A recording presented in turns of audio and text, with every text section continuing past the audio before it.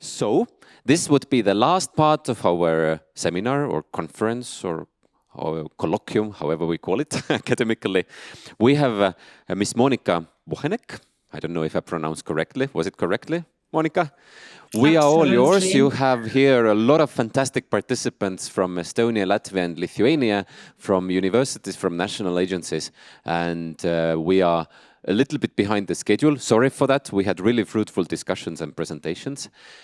Looking forward to your presentation, and then we might have a couple of questions for you. The floor is yours. Thank you. Thank you. Great. I connected before, and I had the possibility to hear this nice feedback from our project that were the one module and chair, and I'm really happy to hear those enthusiastic people that really enjoy it and take advantage of this program. So this is for me also rewarding, because I can see, that in the real life what people they really can do well with those money. So happy to hear the speakers before. Good afternoon. I'm Monika Bochenek. I'm the project officer in the Executive Agency for Education and Culture, and I would like to bring you some points about Jean Monnet opportunities that are coming next year, because as you know, this year evaluation is almost done. We are almost up to having the results, but you are looking forward for sure what is coming next. So I would like to talk here about the funding opportunities that should be published very soon. So you're even, it's a bit ahead of schedule. So there are some things still, the program guide has not been published, but I think it's the very last draft, so I can share some points already with you. I would like to also talk about how it looks from the application point of view, and how we assess the project. What you maybe some tips about this. You received already a lot from your previous speakers, but still I think I will share some with you. And then I would like to see also with you how it goes for the Baltic countries. And unfortunately, I have not good news. I think that you can be more active, and I'm really counting that that will be the case. So firstly, of course, probably most of you know the program, but for those who are a bit new, just a very slight reminder about the objective of the program. So we are about to promote the excellence in the teaching and research about European integration. And this is the program that has been created in 1989. So in our part of the Europe, I'm Polish, so in our part of the Europe, we still didn't have occasion to participate in the program, but we joined later. That was in the memory, of course, of Jean Monnet, that probably no of you knows. The program evaluated in the meantime. At 2001, it was open to the other countries, so also outside of the EU, and then integrated in the Erasmus Plus program. As of this year, we are in the Erasmus Plus program, but I said that we are slightly apart still, because we are not Key Action 1, neither Key Action 2, neither Key Action 3, but we are a program by itself. So I think this is a kind of exceptional status of the Jean Monnet that it's kept on. I think that I tried to click. Connection lost. Reconnecting. I think it's good. So Jean Monnet, it's famous, and I think it has a big success story. We celebrated 30 years, and I think what it's really nice. It created a kind of network worldwide because we have almost 90 countries where these Monnet projects are going on, and so many professors and students that really benefit of this program. So up to date, we founded 6,130 projects, and so we are almost everywhere. And this is, I think, it's a nice this worldwide impact that the program can have it. So what is coming next year? So Jean Monnet, of course, probably all of you knows classical Jean Monnet. So this is in the higher education. And we had, historically, we always had those actions, modules, chairs, and center of excellence. This year, there were 2 actions added in the different field. So Jean Monnet has been opened to the other fields than not only higher education, but also to the schools and the vet providers. And this year we propose 2 new actions called teacher training and networks. And what is coming then the next year, we'll add here 1 new action. It will be called Learning EU Initiative. It's really action for schools and for pupils.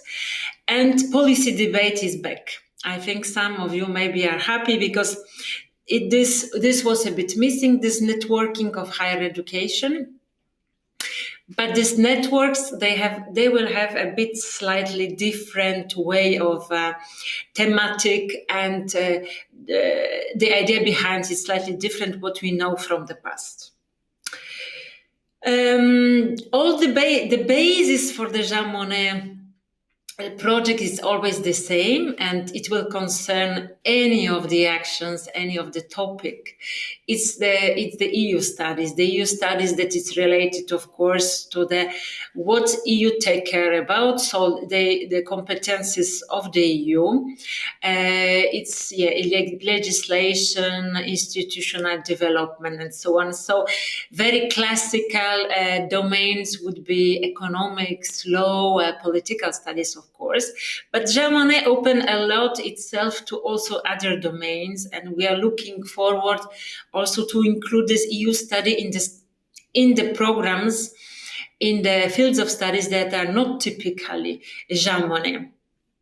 And this is already the case. We receive a lot of applications in relations to the studies like engineering, or art studies, whatever.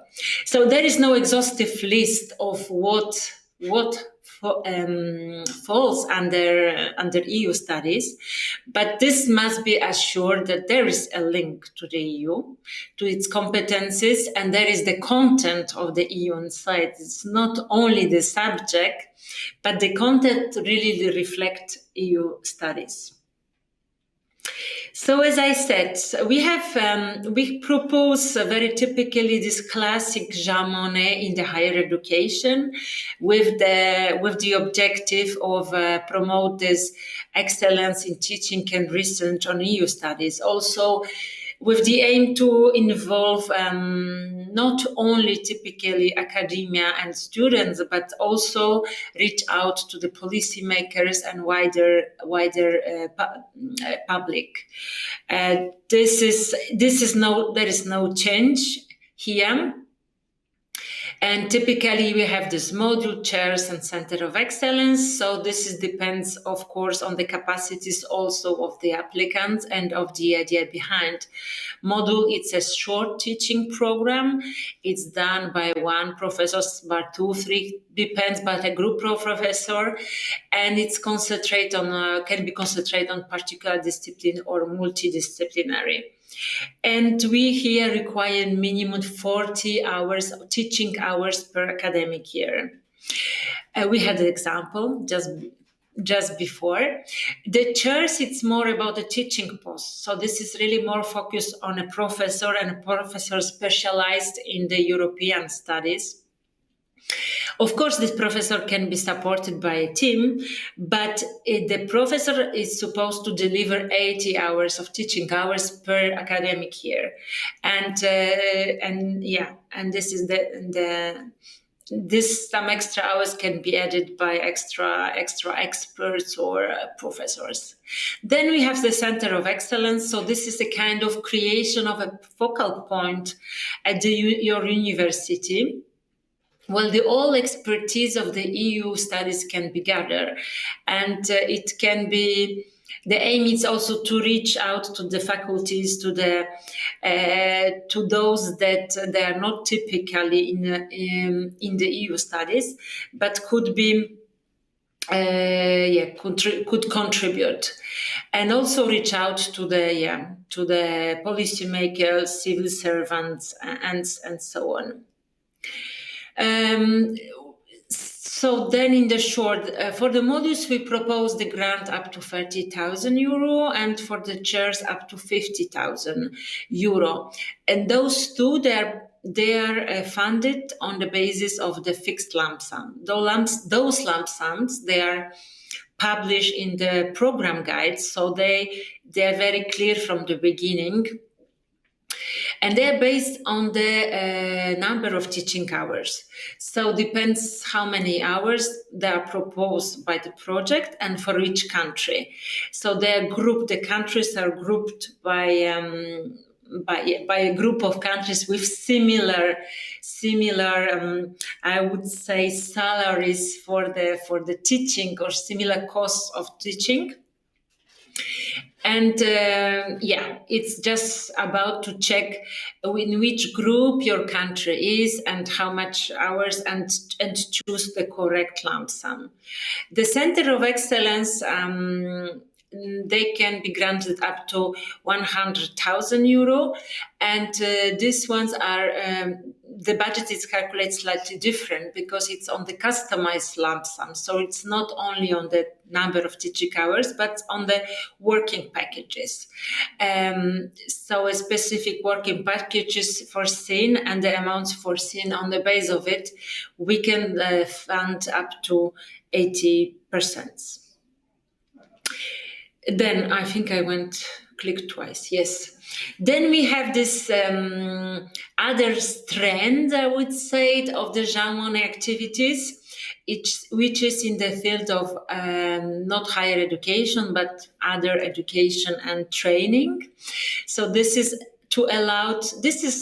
mainly for teachers, those two actions, so teacher training and networking, to help them how to prepare, how to learn about EU. So it's about to prepare for them the teaching methodologies, the materials, and train them also, and give them possibility also go and check how it's in the other countries, so co-teaching, exchange visits, and so on. So this is those two actions, teacher training and networks. For the teaching training, we need only one institution to apply. It's or a teaching training institutions. So this kind of agencies that typically deal with the education of the teachers in your countries, or a higher education institution. Sorry, I just touched it by chance. And for the networks, we need a network, because this is the name, network of schools or of vet providers, and the higher institutions, they can be also part of this network. So this is more, you have to reach out for other partners. You have to find the partners in different countries and so on. So those are, they have the budgets, they are more consistent, I would say, it's because this is about like network, for example, having 6 partners. So this is up to 300,000 euro, and the same for the teacher training. And this customized lump sum again, so the lump sum, which is based on what is proposed in the work packages, and which kind of costs. So there can be, of course, salary costs, there can be travel costs, other costs related to the implementation of the project. And on a basis of this, we can fund up to 80%. But there is new action coming in this trend. this is this Jean Monnet Learning EU initiative. So the idea of the Commission was also give possibility also to benefit of the Jean Monnet project to the pupils. So not only to teachers, but also to pupils to take part of the project. So how the students in the primary school, in the secondary school, or of students of this vet institutions, they can also enjoy and have this learning experience of the EU. So this is new action coming next year, and new possibilities to reach out to the schools. Then, yes, it's coming. So as I said, we have two different types of funding as it started from this year. One is based on this fixed lump sum, which are very clearly published in the program guide and based on the number of teaching hours. And the other one, it's based on the work packages, which are constructed on the base of your estimation of the budget. So this is maybe novelties for those who didn't take part this year, but knows Jean Monnet program from the previous years. So what we expect next year? So the Jean Monnet program, so Erasmus Plus program is coming. I think it's very short. It will be shortly published, and we expect to have the call probably very early next year, with an indicative deadline 1st of March. So we would in some way come back to the classic selection for Jean Monnet, which rather takes in spring and not summer, like it was the case this year. So hopefully we can have the results for the beginning of academic year, because this year, unfortunately, not depending on us, it was delayed, and we still do not have the selection results. All the proposals, of course, they are submitted and evaluating. Firstly, we have to check if they are admissible and if they are eligible. So this also you should take care about it. That you ensure that you are sure that you can participate in certain actions, because they are not always. I mean, for the Baltic states, it's probably easy, but if it's not higher education, if the institutions, they are eligible to participate. And then our applications, they are evaluated against 4 award criteria. They are probably very known. What's changed in the meantime, that they are all 4 criteria, they are weighted the same weight, so 25 out of 100 points. But there is the minimum threshold set up at 15 out of 25 points. So in a total, each project is supposed to score at least 70 points out of 100 to be considered for the funding, and at least has to score 15 points in each award criteria. So this is a kind of double threshold. But unfortunately for Jean Monnet, 70 points, it's not enough to be funded, I have to tell you already. And I heard from the previous presenters that, yes, they try one, second time, maybe third time before they succeeded, because this is unfortunately the success. Jean Monnet is a very successful program, so the competition, it can be very tight. So 70 points for sure, it's not enough. You have to rather go above 80 or 85 to be successful. So this is very important for you. I don't want to take too much time on the award criteria, but read very carefully the program guide and really tackle the award criteria which are in, because this is the basis that the proposal is assessed, yeah, it's important. Maybe I can give you some tips, but anyway, this presentation, I think the colleagues, they will make available for all of you. So I'm seeing that my time is going to the end. So I leave you, but generally, please try to be in your application quite specific and clear, because please be reminded that your application is judged only on this what you wrote in, not on anything else. So it has to be clear for us, and it has to be really explicit what you propose and what is the way that you go about. So this, but then of course don't write too much neither, because it has to stay focused and has to keep us interesting to read, and not write the whole history behind. And please assure that it's not a copy paste. It's not of just simple reuse of a previous applications, but you really take time to think about it and reflect. So, as I said, this year of selection, it's still ongoing, but we are almost in. So we hope to publish the results in the coming days. We receive 821 applications, and then in those teaching and research calls, so for modules, chairs, and center of excellence, that was majority of the applications.